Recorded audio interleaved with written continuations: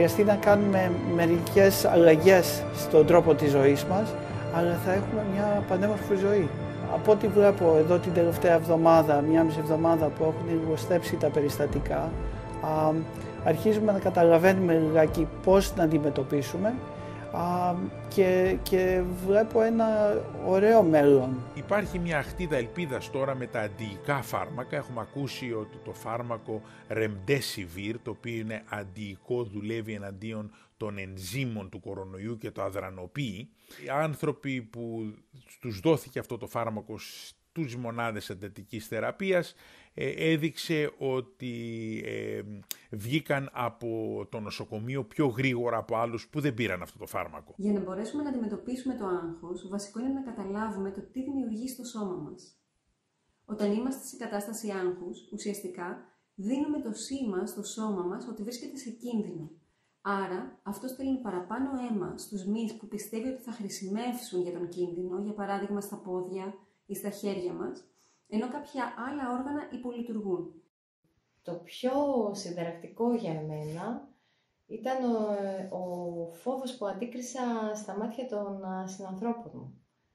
Διαπιστώνω ότι ο άνθρωπος, ο σύγχρονος άνθρωπος, παρά την τεράστια πρόοδο που έχει σημειώσει σε πολλούς τομείς, εντούτοις παραμένει ακόμα αδύναμος, τροτός, ευάλωτος. Αυτή την περίοδο η ανθρωπότητα ολάκερη βιώνει μια πρωτόγνωρη κατάσταση, βιώνει μια κρίση.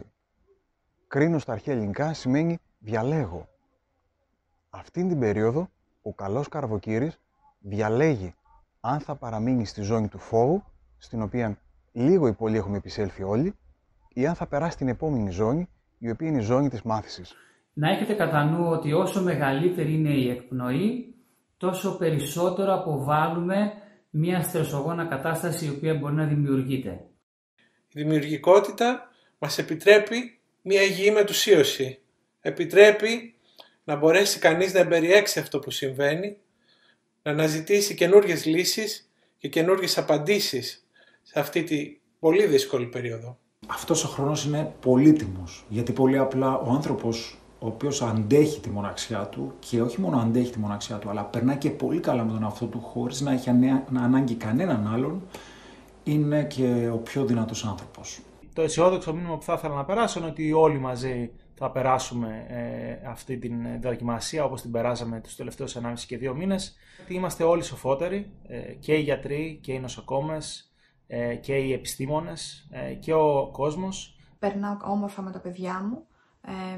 Περνάω πολύ χρόνο μαζί τους, πολύ περισσότερο πλέον, το οποίο μου είχε λείψει για να πω την αλήθεια, οπότε το ευχαριστιέμαι. Από την άλλη είναι λίγο δύσκολο για τα παιδιά κυρίως, γιατί δεν μπορούν να κατανοήσουν γιατί έχει αλλάξει έτσι δραματικά η καθημερινότητά τους.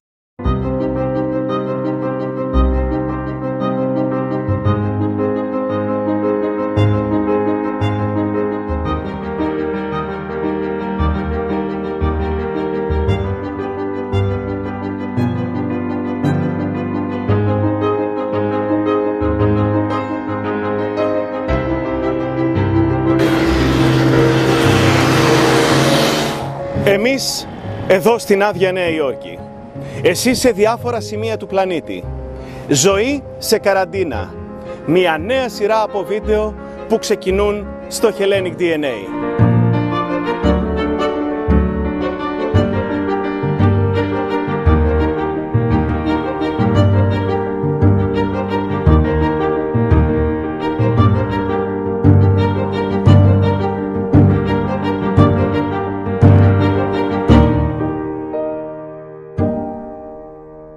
Όπως θα παρατηρήσετε κι εσείς, η παραλία η οποία σφίζει από κόσμο αυτή τη στιγμή είναι άδεια λόγω των περιοριστικών μέτρων τα οποία έχουν επιβληθεί για την προστασία και την εξάπλωση του κορονοϊού.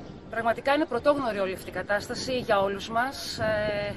Εγώ κάθε φορά, κάθε πρωί που ξυπνώ λέω αποκλείεται να το ζω αυτό, ζω σε ένα ψέμα. Είναι πάρα πολύ δύσκολο να περιοριστεί κανείς μέσα στο σπίτι, αλλά πρέπει να το κάνουμε. Πρέπει να προφυλάξουμε τους εαυτούς μας, αλλά και τους γύρω μας. Ο Έλληνας είναι δύσκολο να μείνει στο σπίτι και είναι δύσκολο να προσαρμοστεί σε αυτές τις νέες συνθήκες. Παρ' όλα αυτά, τα μαγαζιά έχουν κλείσει όλα, έχουν μείνει μόνο τα σούπερ μάρκετ, τα φαρμακεία ανοιχτά, οι φούρμοι και οτιδήποτε έχει να κάνει με τη διατροφική αλυσίδα. Η κατάσταση που βιώνουμε είναι μια πρωτόγνωρη κατάσταση, μια κατάσταση η οποία δεν έχει όρια, δεν έχει σύνορα και σίγουρα αυτό που βιώνουν οι άνθρωποι στην Ελλάδα το βιώνουμε και εμείς στην Αμερική, στον Καναδά, στη Λατινική Αμερική, στην Ευρώπη, στην Ασία, σε όλο τον κόσμο. Δεν πανικοβάλλομαι, ανησυχώ και λαμβάνω τα μέτρα μου, δηλαδή φοράω γάντια, φοράω μάσκα μου, θα πάω στο σούπερ μάρκετ να ψωνίσω κάτι, έχω τα μαντιλάκια μου, πλένω συνέχεια τα χέρια μου, αλλά σε καμία περίπτωση δεν υπερβάλλω και μιας και αναφέραμε το σούπερ μάρκετ, δεν αγοράζω 10 πακέτα μακαρόνια, δεν αγοράζω 30 λίτρα γάλα, δεν παίρνω 50 κιλά ψωμί, μόνο και μόνο γιατί υπάρχουν άνθρωποι που θα τα χρειαστούν πολύ περισσότερα από μένα, γιατί πολύ απλά δεν μπορούν να πάνε μέχρι το σούπερ μάρκετ. Αυτές οι καταστάσεις που ζούμε πραγματικά είναι πρωτόγνωρες, δεν έχουν προηγούμενο και μας έχουν φέρει νέες συνήθειες στην καθημερινότητά μας και όχι μόνο. Ζούμε μια ταινία επιστημονικής φαντασίας, αλλά πρωταγωνιστές είμαστε εμείς. Αυτά που βλέπαμε στις ταινίες στο Hollywood, ξαφνικά τις ζούμε. Είναι απίστευτο. Δεν είναι καθόλου εύκολο. Έχει αλλάξει τελείως η ζωή όλων μας. Πρέπει να είμαστε υπεύθυνοι και σοβαροί. Ζούμε πρωτόγνωρες καταστάσεις, όχι μόνο εδώ στην Ελλάδα και στη Θεσσαλονίκη, παγκοσμίως. Η κατάσταση αυτή τη στιγμή είναι πρωτόγνωρη. Τα πράγματα είναι δραματικά. Ευχόμαστε να μην γίνουμε όπως η Ιταλία ή η Ισπανία. Επιστρέφουμε στα παιδικά μας χρόνια. Να πάρεις ένα καφεδάκι, να πιείς στο πεζούλι, στο πεζοδρόμιο, κάπου μακριά από την πολυκοσμία. Πράγματα που δεν θα έκανες όταν τα καφέ και τα μπαρ θα ήταν ανοιχτά. Ανακαλύπτουμε και την πόλη μας καμιά φορά, γιατί εντάξει, μπορεί να βγούμε και μια βολτίτσα κάπου απομακρυσμένα με την οικογένεια, με τα παιδιά, λίγο να περπατήσουν, να τρέξουν, να παίξουν. Ανακαλύπτουμε πολλές φορές και την πόλη μας. Εμείς εδώ στο Μετρόπολης 95,5 πήραμε κάποιες αποφάσεις και κάποια δραστικά μέτρα με πρώτο στόχο να διαφυλάξουμε την προσωπική μας υγιεινή και να διαφυλάξουμε και τους συνανθρώπους μας. Έχουμε επιβάλει αυτό το smart working, δηλαδή δουλεύουμε πλέον από το σπίτι. Στο ραδιόφωνο οι περισσότερες εκπομπές βγαίνουν από το σπίτι. Στο site του ομίλου μας οι περισσότεροι δημοσιογράφοι, με εξαίρεση τους ασυντάκτες, δουλεύουν από το σπίτι, ενώ επίσης στην εφημερίδα του ομίλου όλοι οι δημοσιογράφοι δουλεύουν από το σπίτι. Είναι το λιγότερο που μπορούμε να κάνουμε. Συνεχίζω να πηγαίνω στο γραφείο, συνεχίζω να πηγαίνω στο στούντιο του Ράδιο Θεσσαλονίκη και να είμαι μάχημη, κάνω τις εκπομπές, είμαι στο ρεπορτάζ και όλοι μαζί προσπαθούμε για το καλύτερο. Βεβαίως και έχουν γίνει αλλαγές στην εργασία μας.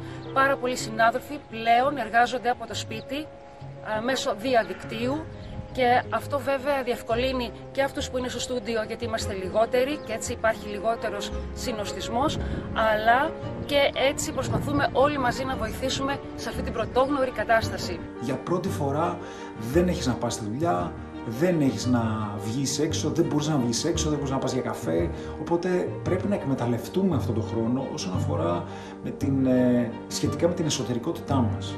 Να διαβάσουμε ένα βιβλίο, να παίξουμε ένα παζλ, να μιλήσουμε με τον σύντροφό μας, να επικοινωνήσουμε. Μας μένει ελεύθερος χρόνος.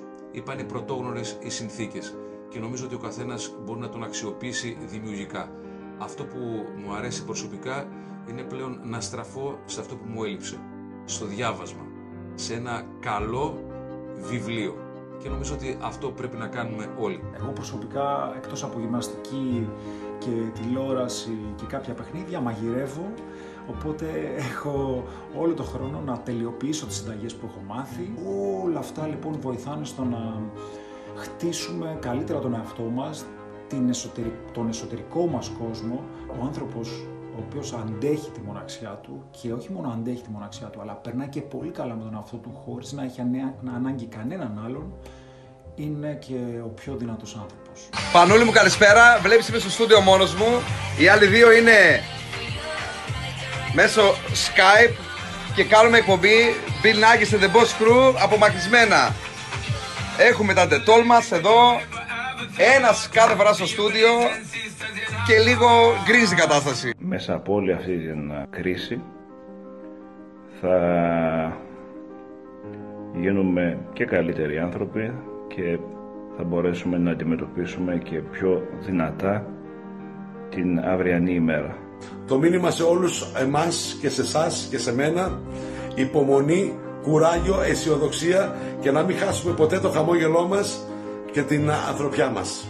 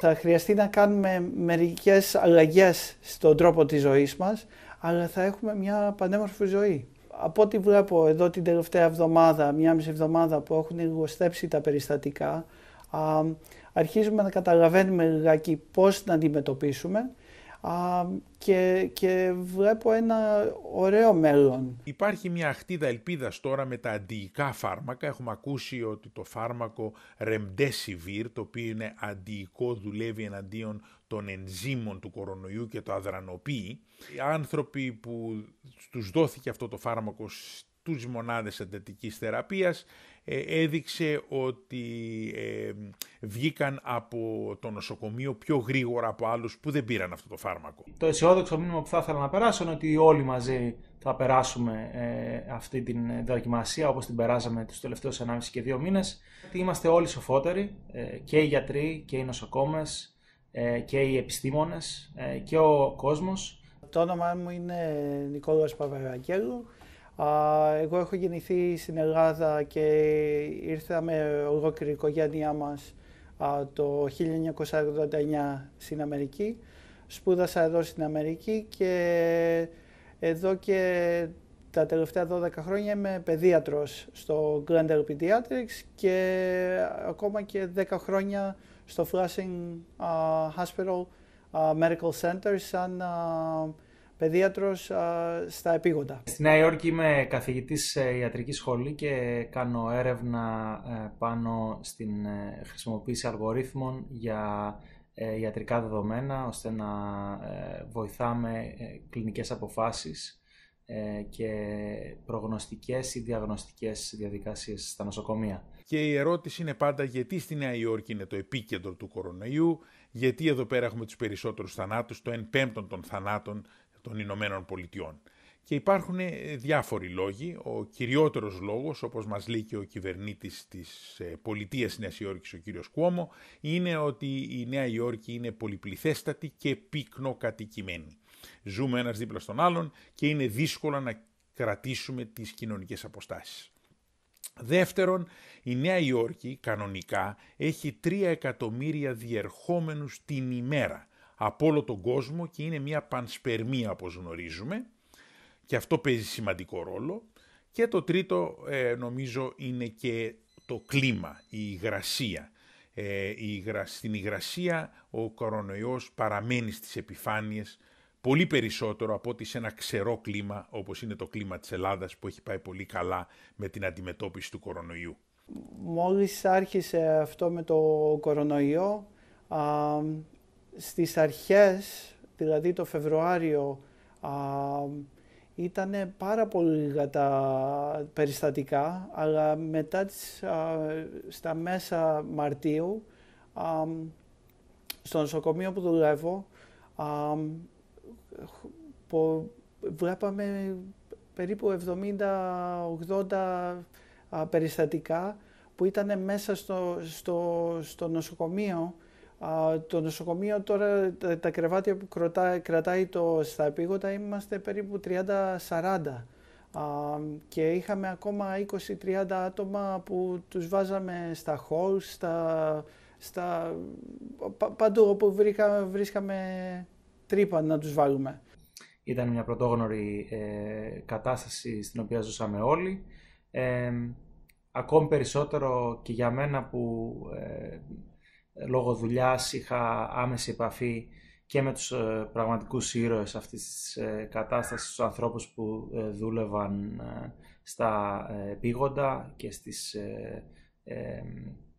και στις μεθ των νοσοκομείων της Northwell, και βλέποντας όλα αυτά τα νούμερα να αυξάνονται μέρα με τη μέρα εκεί στα τέλη του Μαρτίου και στις αρχές του Απριλίου, ήταν κάτι το οποίο πραγματικά πολλές φορές φόβιζε, βλέποντας όλες αυτές τις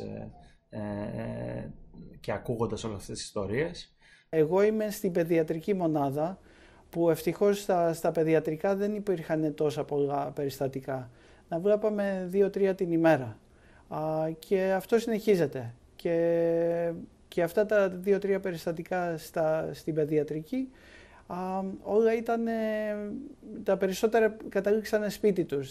Δεν χρειαστήκαν να τα κρατήσουμε μέσα στο νοσοκομείο. Οι γιατροί εδώ και οι νοσηλευτές στη Νέα Υόρκη έχουν δώσει μια μεγάλη μάχη για να μπορέσουν να κρατήσουν στη ζωή τους πολίτες.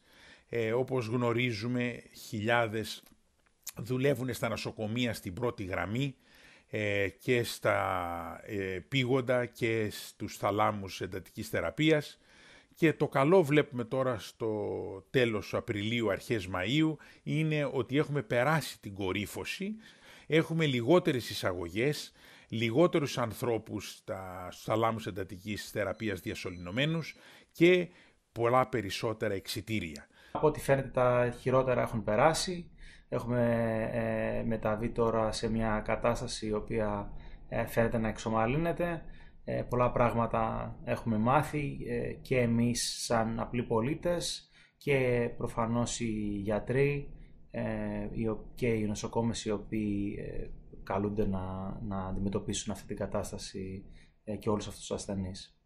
Εκτός από την πρώτη εβδομάδα που ήταν λίγο παράξενα, δεν υπήρχε έλλειψη αργότερα.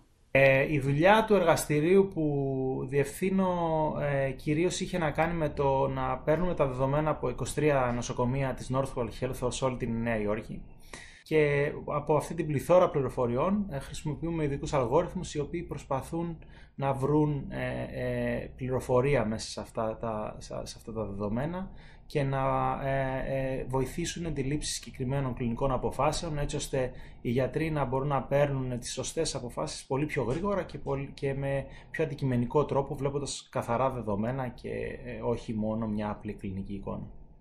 Οι μελέτες έχουν δείξει ότι οι περισσότεροι δεν έχουν προσβληθεί από τον κορονοϊό και εξακολουθούμε να είμαστε σε υψηλή πιθανότητα να το κολλήσουμε και τώρα μαθαίνουμε από τους ειδικούς λοιμοξιολόγους ότι αυτή η ασθένεια θα είναι κοντά μας για μια διετία τουλάχιστον λένε, διότι δεν έχουμε πλησιάσει την ανοσία της αγέλης. Και αυτό τι σημαίνει? Σημαίνει ότι πρέπει το 70% του πληθυσμού τουλάχιστον να περάσει αυτή την ασθένεια για να μπορέσουμε να πούμε ότι έχουμε το ανοσοποιητικό μας σύστημα μπορεί να ανταπεξέλθει και να προχωρήσει χωρίς να ασθενεί.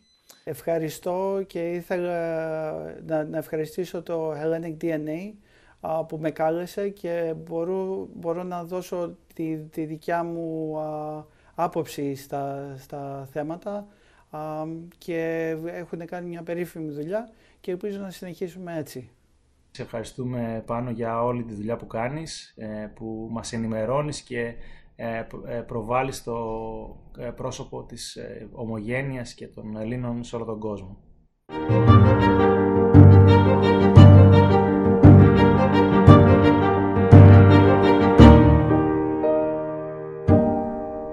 Είναι σαν να ζούμε σε μια ταινία επιστημονικής φαντασίας. Σήμερα ζούμε μια νέα κατάσταση, μια νέα εποχή. Προσπαθούμε να δούμε το θετικό κομμάτι της ιστορίας. Είναι κάτι καινούριο. Ευελπιστώ να βγει κάτι καλό για όλη την οικουμένη και για όλο τον κόσμο. Είναι ένα παγκόσμιο φαινόμενο που για πρώτη φορά στον πλανήτη το βιώνουμε. Θα πρέπει να τηρούμε αυστηρά αυτά τα οποία μας λένε οι ειδικοί. Στην αρχή νιώσα σοκαρισμένη και φοβισμένη, ιδιαίτερα για τους δικούς μου ανθρώπους οι οποίοι βρίσκονται μακριά και πολύ λυπημένη διότι αλλάζει όλη μου η ζωή για ένα άγνωστο χρονικό διάστημα. Βλέποντας πώς εξελίσσεται η κατάσταση με τον κορονοϊό στην Ιταλία αρχικά και στη συνέχεια στις υπόλοιπες ευρωπαϊκές πόλεις, όπως επίσης και στη Νέα Υόρκη, ανησυχήσαμε και αποφασίσαμε ότι το καλύτερο που μπορούμε να κάνουμε και για εμάς τους ίδιους αλλά και για τους συνανθρώπους μας είναι να μείνουμε στο σπίτι μας και έτσι να συμβάλλουμε κι εμείς στο να σταματήσει να εξαπλώνεται τόσο ραγδαία αυτός ο ιός. Από Αθήνα θα το περάσουμε και αυτό, θα το ζήσουμε και αυτό. Η ανθρωπότητα πάντα περνούσε πανδημίες και άλλα χρόνια είχαν και λιγότερη επιστημονική γνώση, ίσως και καθόλου υγειονομικές υποδομές, φάρμακα, ενημέρωση και καμία διευκόλυνση στην επικοινωνία όπως έχουμε αυτή τη στιγμή εμείς που είμαστε σε καραντίνα, οικειοθελή ή μη. Έχουμε τις βιντεοκλήσεις μας, έχουμε τα τηλέφωνά μας. Καθημερινά παίρνω τηλέφωνο είτε μέσω Skype και άλλων εφαρμογών, φίλους και την οικογένειά μου για να δω ότι είναι καλά και να μοιραστούμε τα συναισθήματά μας και τις σκέψεις μας. Είναι βίαιο, είναι μεγάλη δοκιμασία. Σίγουρα δεν βγαίνει κανείς από αυτή την ιστορία κερδισμένος νικητής, κανένας λαός, γιατί ήδη έχουν χαθεί πάρα πολλοί άνθρωποι. Με τις μέρες έρχεται μια αναγκαστική αποδοχή αυτού του πράγματος, οπότε περνάμε στο πώς ενεργούμε πια. Περνάω όμορφα με τα παιδιά μου, περνάω πολύ χρόνο μαζί τους, πολύ περισσότερο πλέον, το οποίο μου είχε λείψει για να πω την αλήθεια, οπότε το ευχαριστιέμαι. Από την άλλη είναι λίγο δύσκολο για τα παιδιά κυρίως, γιατί δεν μπορούν να κατανοήσουν γιατί έχει αλλάξει έτσι δραματικά η καθημερινότητά τους. Ειδικά δηλαδή ο τρίχρονος ο γιος μου με ρωτάει κάθε μέρα πότε θα πάμε στην παιδική χαρά, πότε θα πάμε στη βιβλιοθήκη, στο εμπορικό κέντρο, στο μουσείο που του αρέσει πάρα πολύ, στο ζωολογικό κήπο και τι να του πω. Προσπαθώ να είμαι ειλικρινής μαζί του. Του λέω ότι ο κόσμος είναι άρρωστος, πρέπει να μείνουμε στο σπίτι μας για να μην αρρωστήσουμε και εμείς και να μην αρρωστήσει και περισσότερος κόσμος. Δεν ξέρω τώρα ακριβώς τι καταλαβαίνει, πόσα καταλαβαίνει, αλλά πιστεύω ότι είναι καλύτερα να είμαι ειλικρινής μαζί του, όπως και όλοι μας με τα παιδιά μας, να τους λέμε την αλήθεια χωρίς να τα πανικοβάλλουμε βέβαια, παρά να λέμε ψέματα. Τα παιδιά καταλαβαίνουν περισσότερα από ό,τι νομίζουμε. Γι' αυτό είναι σημαντικό να γνωρίζουν την κατάσταση, έστω και έτσι λίγο πιο ελαφριά, όχι ίσως τόσο σοβαρά όσο τα πράγματα είναι πραγματικά. Λέγομαι Άρτεμις Κοκαλιά ή αλλιώς Κόχα, είμαι ψυχολόγος, ζω στη Νέα Υόρκη. Αυτή τη στιγμή κάθομαι στο μπαλκόνι μου, είμαι μία από τους τυχερούς στη Νέα Υόρκη που έχω μπαλκόνι. Αυτό που νιώθω και αυτό που ζούμε τώρα είναι... Καταρχάς έχω περάσει από όλα τα στάδια όλων των συναισθημάτων. Αρχικά δεν ήθελα να δεχτώ αυτό που γίνεται, ήθελα να βάλω όρια για το πότε θα τελειώσει. Μετά άρχισα να το αγκαλιάζω και να σκέφτομαι ότι θα κάνω πάρα πολλά δημιουργικά πράγματα εφόσον έχουμε τόσο περισσότερο χρόνο να είμαστε στο σπίτι, και τελικά αρρώστησα και ήμουνα 2 εβδομάδες με πυρετό, με βήχα, ακόμα βήχω, οπότε είμαι σίγουρα κλεισμένη στο σπίτι για να μην έρθω σε επαφή με κάποιον ο οποίος μπορεί να αρρωστήσει και εκείνος, και βασικά τώρα αυτές τις μέρες νιώθω λίγο καλύτερα, έχω λίγη ενέργεια και με έχει πιάσει το πότε θα μπορέσω να βγω από το σπίτι, να κάνω πράγματα όπως πριν ή έστω να πάω για τρέξιμο. Συγγνώμη, αυτή τη στιγμή έχω πνευμονία ακόμα, οπότε δεν μπορώ να κάνω κάτι τέτοιο, αλλά κάνω υπομονή. Κυρίες και κύριοι, καλησπέρα και καλώς ήρθατε στη Θεσσαλονίκη και συγκεκριμένα στο Πανόραμα Θεσσαλονίκης, εδώ που βρίσκεται το σπίτι μου. Λέγομαι Κώστας Μάτσιος, παρουσιαστής της ταξιδιωτικής εκπομπής Fatsabook, της μακροβιότερης ταξιδιωτικής εκπομπής και βεβαίως διευθύνων σύμβουλος της εταιρείας Freefall Productions που κάνουμε διάφορες παραγωγές. Καταρχήν, βρίσκομαι στο Πανόραμα, βρίσκομαι στο σπίτι μου εδώ και αρκετές μέρες και τηρώ αυτό το οποίο λέμε στην Ελλάδα, μένουμε σπίτι. Δεν στεναχωριέμαι, χαίρομαι πάρα πολύ γι' αυτό, για πολλούς και διάφορους λόγους, τους οποίους θα τους αναλύσω. Καταρχήν, έχω γίνει πρόσφατα πατέρας, έχω ένα παιδάκι 3,5 μηνών, θα το ακούσετε σιγά σιγά στο βίντεο. Ποιος κλαίει, ποιος κλαίει, αυτά είναι. Πιο δυνατά σάκι. Ένας φρεσκοπαπάς 3,5 μηνών. Οπότε μου δίνεται πάρα πολύς χρόνος να χαρώ την κόρη μου, να χαρώ την οικογένειά μου και να μένω στο σπίτι μαζί με αυτά τα υπέροχα 2 πλάσματα. Κάντε το κι εσείς ακόμη και τώρα. Μπορείτε να γνωρίσετε καλύτερα τη γυναίκα σας ή τον άντρα σας. Μην ξεχνάτε, είναι καλοί άνθρωποι. Σίγουρα με επηρέασε και εμένα προσωπικά. Πέρασα τις πρώτες μέρες από διάφορα στάδια, αλλά προσπάθησα να δουλέψω με τον εαυτό μου, με τις γνώσεις που έχω κιόλας στην ψυχολογία, για να με βοηθήσω να κρατήσω την ψυχραιμία μου, να δω την όλη κατάσταση με αισιοδοξία και φυσικά μέσα από τη δουλειά μου, επειδή βοηθάω πάρα πολύ κόσμο και τελευταίο καιρό έχω αρκετά περιστατικά τα οποία σχετίζονται με όλες αυτές τις αλλαγές. Είναι επίσης πολύ θλιβερό να κάνεις τη διαδρομή που έκανες και να βλέπεις τους δρόμους άδειους και τα μαγαζιά κλειστά, ιδιαίτερα σε μια πόλη όπως η Νέα Υόρκη, η οποία οι ρυθμοί της δεν σταματάν ποτέ. Η δουλειά μου, καθότι είναι κομματής, προσφέρω συμβουλές μόνο τηλεφωνικά ή μέσω διαδικτύου ερωτήσεις και προσπαθώ να βοηθήσω τους ανθρώπους να χρησιμοποιήσουν είτε βαφές είτε οτιδήποτε χτενίσματα μόνοι τους στο σπίτι. Καταρχήν είναι η πρώτη φορά που βγαίνω με το outfit πιτζάμα σε βίντεο, έτσι, απλά επειδή έχω γίνει ένα με αυτό, κάθε μέρα διαφορετικό. Έχω ανακαλύψει ότι έχω πάρα πολλές πιτζάμες τελικά που δεν φορούσα ποτέ. Όταν έχουμε πάρα πολλή ενημέρωση και ασχολούμαστε μόνο με αυτό όλη την ημέρα, σίγουρα δεν βοηθάμε ούτε τον εαυτό μας, ούτε γενικά και κάποιον άλλον. Αυτό που βλέπω και με θλίβει ιδιαίτερα είναι ότι πολλοί άνθρωποι γύρω μου δεν έχουν πάρει πολύ σοβαρά όλη αυτή την ιστορία. Δηλαδή βλέπω ανθρώπους να κυκλοφορούν, να μην έχει αλλάξει τόσο πολύ η καθημερινότητά τους, να πηγαίνουν στα πάρκα. Και πώς το γνωρίζω αυτό? Μπαίνουμε που και που, έτσι μέρα παραμέρα στο αυτοκίνητο με την οικογένειά μου και κάνουμε έτσι μια βόλτα στις γύρω περιοχές, απλά έτσι να αλλάξουμε παραστάσεις και να δούμε και τι γίνεται γύρω μας, τι κάνουν οι άλλοι συμπολίτες μας. Δεν βγαίνουμε από το αυτοκίνητο όμως, να το τονίσω αυτό. Βλέπω λοιπόν ότι ο κόσμος είναι έξω, είναι στα πάρκα, κάνουν υπαίθρια γυμναστική ομαδικά, διότι τα γυμναστήρια έχουν κλείσει και πολλοί δεν έχουν αλλάξει τις συνήθειές τους. Σίγουρα υπάρχει περισσότερος χρόνος που μένει στο σπίτι τώρα, πέρα από τα πράγματα που κάνω τα οποία δεν είχα τόσο χρόνο να τα κάνω πριν, όπως η γυμναστική και το μαγείρεμα. Μένει πολύς χρόνος πλέον να μείνεις μόνος σου, να σκεφτείς και να συνεχίσεις πιο δυνατός και πιο όριμος σε αυτή τη δύσκολη κατάσταση που όλοι βιώνουμε.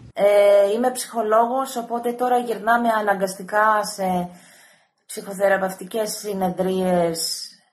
Βέβαια, δεν είναι πολύ ανοιχτός ο κόσμος αυτό. Νομίζω ότι αρκετά είδη εργασίας πορεύονται προς αυτό το στυλ. Σιγά σιγά, τέλος πάντων, όσα επαγγέλματα το επιτρέπουν αυτό. Συνεχίζω τις συνεδρίες μου μέσω ίντερνετ, ειδικά όταν συνεργάζομαι με ανθρώπους από πολλές χώρες.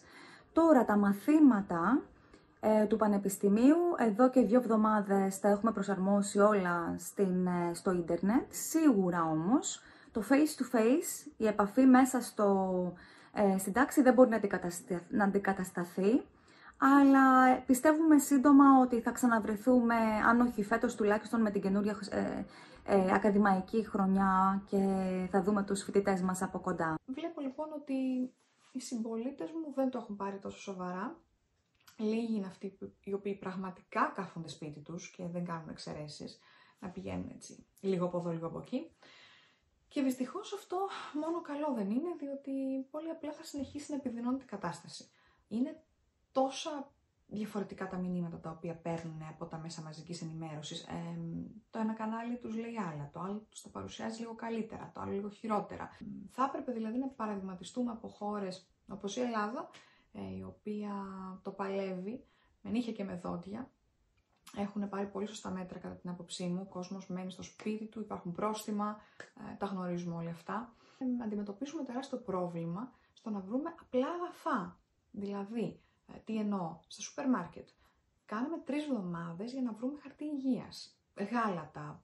Και εκεί κάποιες μέρες δεν βρήκαμε γάλα. Τελικά βάλανε τώρα εφαρμόσαν δηλαδή ένα μέτρο όπου λένε μέχρι 2 γάλατα ο κάθε καταναλωτής, μέχρι 1 χαρτί υγείας, μέχρι 2 πακέτα κρέας, οικοτόπουλο, οπότε κάπως λίγο τα πράγματα είναι καλύτερα τις τελευταίες μέρες, γιατί ούτε κρέας δεν βρίσκαμε για 2 εβδομάδες, ούτε κοτόπουλο, ούτε μοσχάρι, τίποτα. Τίποτα πραγματικά.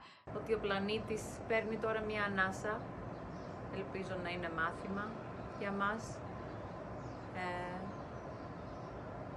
για το πώς συμπεριφερόμαστε στο περιβάλλον μας, για το πώς είμαστε όλοι μαζί ενωμένοι και μας ενδιαφέρει τι κάνει όλος ο κόσμος πλέον, γιατί η παγκοσμιοποίηση μας έχει φέρει πολύ κοντά, οπότε το τι γίνεται σε μια χώρα επηρεάζει και τις υπόλοιπες χώρες και γενικά την υγεία, την ψυχική όλων μας και την υγεία τη σωματική βέβαια. Από τη μία δεν έχει ο κόσμος πανικοβληθεί και αυτό φαίνεται γιατί είναι ακόμα έξω, κυκλοφορούν και όταν κυκλοφορούν δεν παίρνουν προφυλάξεις. Βλέπω δηλαδή ότι δεν φοράνε γάντια, που είναι τόσο απαραίτητο, όπως ακούμε όλους τους επιστήμονες να λένε να φοράμε γάντια όταν βγαίνουμε έξω. Δεν φοράνε γάντια λοιπόν. Τους βλέπω μαζί στα πάρκα, από εδώ, από εκεί. Απ' την άλλη όμως έχουν πάει στο σούπερ μάρκετ και τα έχουν σηκώσει όλα. Ίσως είναι αυτό το καταναλωτικό που πιάνει τους Αμερικάνους όταν θεωρούν ότι έρχεται κάποιος κίνδυνος, δεν ξέρουν τι μπορεί να είναι και κατευθείαν τρέχουν να διάσουν όλα τα ράφια. Πώς θα σας φαινότανε εάν σας λέγανε ότι κοιτάξτε να δείτε, για να μπορέσουμε να αντιμετωπίσουμε αυτή την πανδημία δεν θα μείνετε σπίτι, θα είστε έξω και όχι έξω στα πάρκα, θα είστε έξω στο χώρο εργασίας σας. Δηλαδή θα είστε στο γραφείο και θα δουλεύετε 24 ώρες το 24ωρο. Το έχετε σκεφτεί αυτό? Χρησιμοποιώ τον χρόνο μου δημιουργικά. Όταν σηκωθώ θα κάνω τη γυμναστική μου, θα κάνω meditation, τα οποία βρίσκω από άλλους είτε συναδέλφους είτε ανθρώπους που είναι ειδικοί σε αυτό. Και κατόπιν θα ξεκινήσω να δουλεύω πάνω στα θέματα τα οποία εργαζόμουν ούτως ή άλλως, όπως να μελετήσω το πώς μπορώ να βοηθήσω παραπάνω ανθρώπους που περνάνε αυτή την κατάσταση σε όλο τον κόσμο και φυσικά είμαι σε επικοινωνία και με τους πελάτες μου και με τους φοιτητές μου και έτσι περνάει η ώρα δημιουργικά. Λίγο το πρόγραμμα φαίνεται να φορτώνεται λίγο παραπάνω και με κάποια άλλα πράγματα, όπως για παράδειγμα τις δουλειές του σπιτιού, που για να έχουμε ένα πολύ καθαρό περιβάλλον βάζουμε πολύ έξτρα παραπάνω χρόνο και προσπάθεια σε αυτό, αλλά εντάξει, αυτό είναι κάτι το οποίο θεωρώ ότι σιγά σιγά θα το συνηθίσουμε. Μελετάω όχι μόνο ψυχολογία, όχι μόνο ό,τι αφορά τη δουλειά μου, αλλά ακούω και άλλους ειδικούς και άλλους ανθρώπους τους οποίους θαυμάζω. Υπάρχουν πολλά, εμένα μου αρέσει να ακούω πολλά βιβλία, τα ακολουθώ στο YouTube σαν audio, μου αρέσει πάρα πολύ αυτό και με ξεκουράζει επίσης και κρατάω σημειώσεις. Επίσης είναι πάρα πολύ σημαντικό όταν αισθανόμαστε στρεσαρισμένοι να κάνουμε τις αναπνοές μας. Υπάρχουν πάρα πολλά προγράμματα και βίντεο που μπορούν να σας βοηθήσουν στο YouTube. Τον χρόνο τον αξιοποιώ περισσότερο με την οικογένειά μου, προσφέροντας χαρά και ευτυχία πρώτα απ' όλα σε μένα και παράλληλα στους ανθρώπους μου. Τον υπόλοιπο χρόνο βλέπω κάποιες ταινίες όλοι μαζί ή διαβάζω κάποια βιβλία. Αυτό που μας ενδιαφέρει είναι να έχουμε θετική εικόνα, να δώσουμε όσο γίνεται χαρά στον εαυτό μας, στους ανθρώπους γύρω μας και ευελπιστούμε στο κάτι καλύτερο και περιμένουμε τα καλύτερα. Ευχαριστούμε τον κόσμο που δουλεύει στα νοσοκομεία, που δουλεύει να καθαρίζει την πόλη, που δουλεύει στα σούπερ μάρκετ, στα φαρμακεία, σε όλες τις απαραίτητες επιχειρήσεις που παραμένουν ανοιχτές, που ρισκάνουν τη ζωή τους για μας. Και είναι πάρα πολύ ωραίο και θέλω να το μοιραστώ μαζί σας. Πρέπει όλοι μας να προσπαθήσουμε. Είμαστε όλοι ένα αυτή τη στιγμή. Εγώ δεν βλέπω σύνορα. Βλέπω ένα πλανήτη που πολεμάει για ένα κοινό σκοπό. Γι' αυτό σας παρακαλώ και εσάς, πάρτε το σοβαρά, μείνετε σπίτι, δεν είναι εξεγέλασε, δεν θα περάσει έτσι απλά σε ένα μήνα. Όλοι μας μαζί μπορούμε όμως να καταφέρουμε κάτι. Θα ήθελα να ευχαριστήσω αρχικά το Hellenic DNA για την πρόσκληση για να μιλήσω για ένα τόσο σοβαρό θέμα που αφορά όλο τον κόσμο, σε όλες τις χώρες και μας έχει επηρεάσει και ψυχολογικά όλους.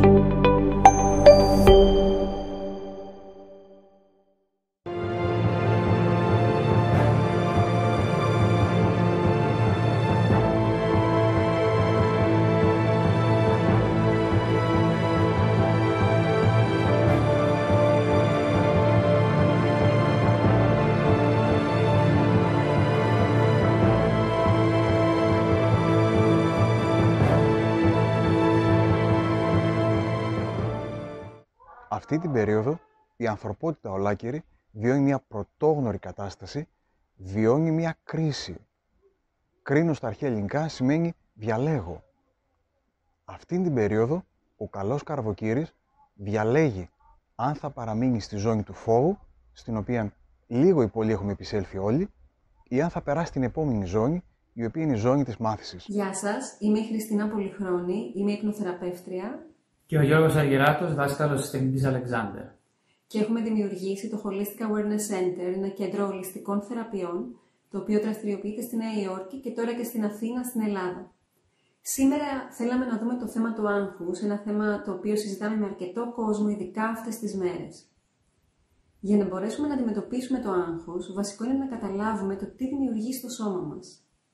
Όταν είμαστε σε κατάσταση άγχους, ουσιαστικά δίνουμε το σήμα στο σώμα μας ότι βρίσκεται σε κίνδυνο.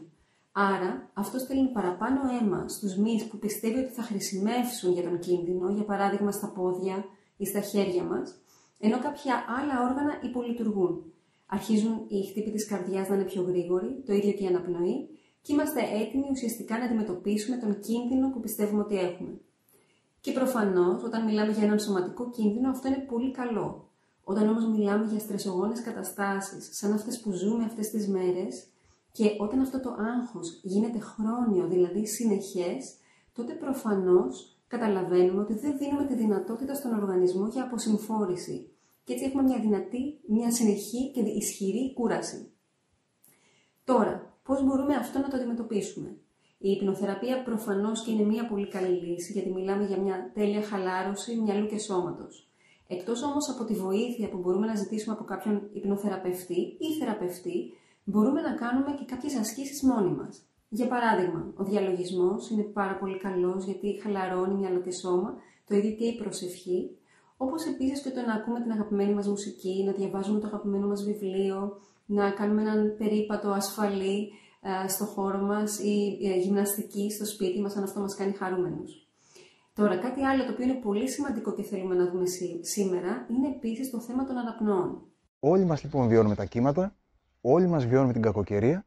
Αυτήν όμως την περίοδο έχουμε μια πολύ μεγάλη ευκαιρία να ανασυντάξουμε το καράβι μας, να πετάξουμε οτιδήποτε δεν μας χρειάζεται, να συνδεθούμε με τον κυβερνήτη του καραβιού που πιθανόν να τον έχουμε αφήσει στην άκρη και να έχει αναλάβει κάποιος άλλος το πηδάλιο, το τιμόνι του καραβιού της ζωής μας, να κοιτάξουμε τους χάρτες μας, να ορίσουμε ίσως κάποιο νέο προορισμό, διότι η κρίση δεν μπορεί να μας αφήσει να είμαστε οι ίδιοι και μετά.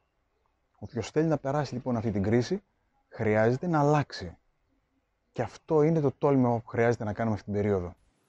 Οι αναπνοές είναι πολύ σημαντικές, όπως ξέρουμε, είναι το σημαντικότερο κομμάτι της ζωής μας.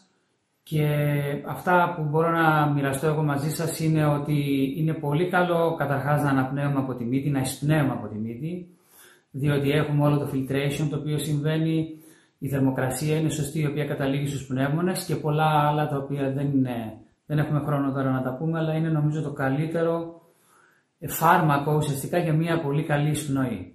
Από εκεί και πέρα, η καλύτερη αναπνοή συνολικά που μπορούμε να έχουμε είναι να έχει την ίδια διάρκεια η εισπνοή μας με την εκπνοή μας. Αν υποθέσουμε δηλαδή ότι η εισπνοή μας είναι 4 δευτερόλεπτα, αντίστοιχα και η εκπνοή μας πρέπει να είναι 4 δευτερόλεπτα τουλάχιστον. Να έχετε κατά νου ότι όσο μεγαλύτερη είναι η εκπνοή, τόσο περισσότερο αποβάλλουμε μια στρεσογόνα κατάσταση η οποία μπορεί να δημιουργείται. Άρα, αν έχουμε εισπνοή στα 4 και εκπνοή στα 8 δευτερόλεπτα, είναι μια πολύ καλή απάντηση για οποιαδήποτε δύσκολη κατάσταση ζούμε. Οπότε νομίζω ότι αυτό θα βοηθήσει πάρα πολύ οποτεδήποτε έχετε άγχος να θυμόσαστε ότι η εκπνοή μας πρέπει να είναι πάντα μεγαλύτερη της εισπνοής. Και επίσης να προσθέσω ότι κάνοντας όλες αυτές τις ασκήσεις, δηλαδή που μας προσφέρουν χαρά, ευεξία, εφορία, όπως επίσης, όπως είπε και ο Γιώργος, το θέμα των αναπνοών, με αυτόν τον τρόπο ουσιαστικά εκρίνουμε ενδορφίνες, που είναι η απάντηση στο στρες. Ουσιαστικά είναι η ορμόνη που είναι αντίθετη της κορτιζόλης και της αδρεναλίνης. Έτσι φέρνουμε το σώμα μας σε μια μεγαλύτερη ψυχοσωματική ισορροπία, άρα και υγεία. Ήθελα να προσθέσω σε αυτό ότι όταν τραγουδάμε, η εκπνοή μας είναι πάντα μεγαλύτερη. Γι' αυτό και νιώθουμε πάντα όμορφα όταν σιγοψιθυρίζουμε ή τραγουδάμε ένα σκοπό. Αυτό είναι καλό να το γνωρίζουμε και αν θέλετε να τραγουδάτε θα κάνει πολύ καλό στην ψυχολογία σας. Γενικότερα όμως οι εκπνοές μας είναι πολύ καλό να είναι αρκετά μεγαλύτερες των ισπνών μας. Εάν συνδέομαι συνεχώς με φοβικά ερεθίσματα, αν παρακολουθώ συνεχώς τις ειδήσεις, αν συνεχώς ασχολούμαι με τα κύματα, όπως καταλαβαίνετε, συνεχώς θα γεμίζω νερά. Εάν όμως αρχίσω να αναβαθμίζω τον εαυτό μου, παιδεία είπαμε και εκπαιδεία, τις εσωτερικές μου δυνάμεις και τις εξωτερικές μου ικανότητες, ο τρόπος που θα αλληλεπιδράσω με το περιβάλλον, τότε αρχίζει το παιχνίδι να μετατρέπεται και από πρόβλημα γίνεται πρόκληση και από πρόκληση γίνεται ευκαιρία. Έχουμε την πίστη μας. Η πίστη μας λέει ότι ο κυβερνήτης αυτού του καραβιού είναι η ψυχή μας. Και αυτός ο κυβερνήτης είναι συνδεδεμένος με το πνεύμα. Πώς είναι δυνατόν να ανησυχώ όταν γνωρίζω ότι υπάρχει αυτός ο κυβερνήτης μέσα μου και εγώ έχω επιλέξει να μην ασχοληθώ μαζί του και αντί να του παραδώσω τα ενία της ζωής μου, το πηδάλιο στη συγκεκριμένη περίπτωση του καραβιού, του έχω αφήσει και έχω παραδώσει, αν θέλετε, τα ενία σε κάθε πάθος, σε κάθε φόβο, σε κάθε ανασφάλεια, σε κάθε ανησυχία μου. Αυτό λοιπόν που έχω να σας πω σήμερα εδώ, από τα πατρογονικά εδάφη, από την ηλιόλουστη Κρήτη, είναι κάτι πάρα πολύ απλό. Οι Έλληνες είμαστε ένας πανάρχαιος λαός, που έχουμε περάσει και έχουμε ξεπεράσει ένα σωρό καταιγίδες και φορτούνες. Κάθε φορά γινόμαστε δυνατότεροι, σε συλλογικό και σε ατομικό επίπεδο.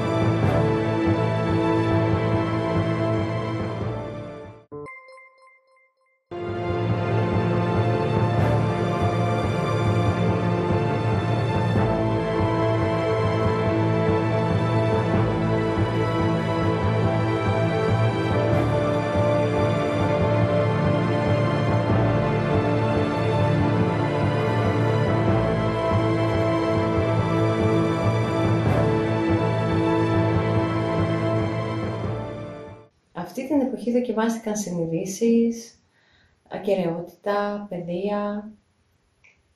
Μετά από πολλά χρόνια, οι δυσμενείς αυτές συνθήκες ανέδειξαν αυτό το οποίο διαθέταμε πάντα ως κληρονομιά εμείς οι Έλληνες. Πολιτισμική συνείδηση. Αυτό το διάστημα μας φέρνει αντιμέτωπους με τον εαυτό μας.